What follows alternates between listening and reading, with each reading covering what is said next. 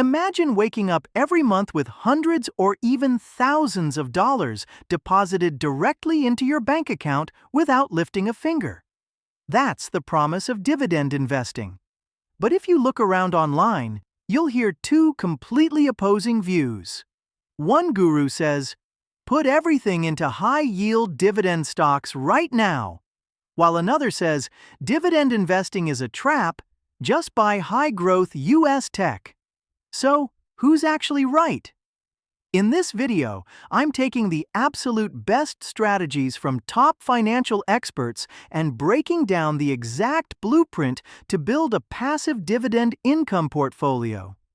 We'll cover how much capital you actually need, the choice between individual stocks versus ETFs, and the emotional traps that ruin most investors. How much money do you actually need to earn $1,000 a month in passive income? To hit $1,000 a month, assuming a sustainable dividend yield of 5%, you need a total portfolio size of $240,000.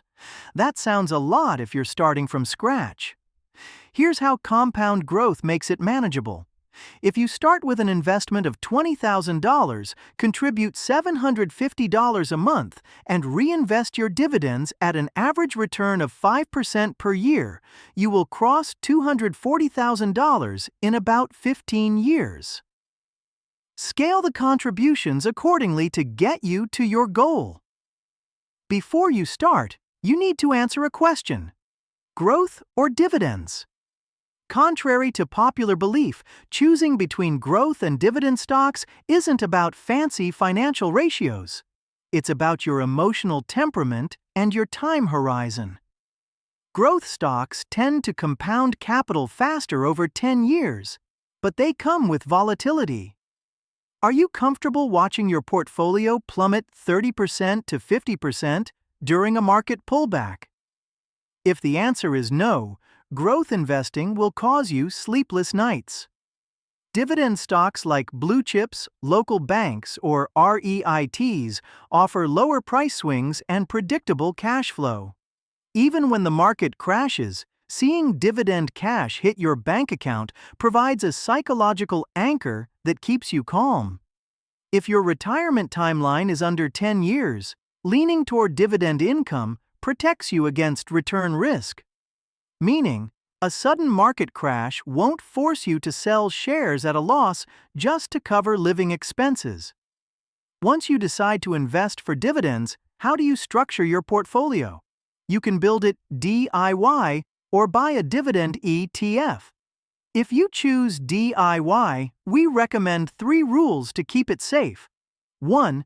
Own between 10 and 25 stocks. This eliminates about 80% of company-specific risk. 2. Equal weighting. Don't try to guess which stock will perform. Spread your capital equally. 3. Cap. Any single sector at 25%. Spread your picks across multiple industries. Also apply the crayon test. If you can't explain what a company does in one simple sentence, don't buy it. Now, how does this compare to a dividend ETF, like SCHD or VYM? An ETF holds 100+ stocks automatically, eliminating 90% of single-stock risk. With individual stocks, you have to manually rebalance and monitor dividend. ETF automates all these, making contributions as simple as buying one ticker symbol. However, ETF forces you to accept the fund's overall yield and top holdings. Regardless of whether you choose ETFs or individual stocks or mix of both, 2 major traps trip up new dividend investors. Beware of yield traps. A stock offering 10% yield look tempting, but high yield often means the company is in financial distress. Don't flinch at all-time highs. Waiting for the perfect crash before investing is a losing game. Stock markets hit new highs all the time. Sitting on the sidelines in cash causes you to lose out on reinvested dividends and compound growth. At the end of the day, building passive income is about discipline, patience, and sticking to the system. Set a realistic goal. Choose your strategy. Reinvest your payouts. Stay consistent through market ups and downs, and let compounding do the heavy lifting. If you found this breakdown helpful, hit that like button and subscribe to the channel. Thanks for watching, and happy investing!